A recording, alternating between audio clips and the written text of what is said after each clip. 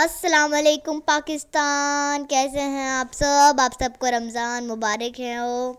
तो ये रमज़ान था, अफ्तारी के लिए हम लोगों ने चाट पकोड़े जो है फ्रूट चाट पकोड़े हम लोगों ने रेडी कर लिए थे। ये जो है मेरा फेवरेट फ्रूट चाट मामा ने बनाई थी। और जो कि हम प्याज के पकोड़े यूज़ करते हैं, ज़्यादा आलू के भी प्याज के भी। तो उसके लिए हम लोगों ने बेसन रेडी किया था, ये बेसन था।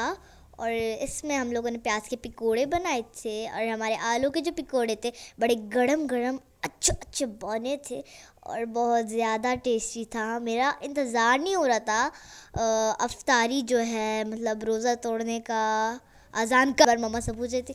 और ये था अफ़ा जो इसको, ये मेरा फ़िलहाल अभी मैं इतनी ज़्यादा डिशेस थी ना, मैं इसका भूल गई हूँ, लेकिन ये बहुत अच्छी चीज़ है और ये it's a very good thing, I love it.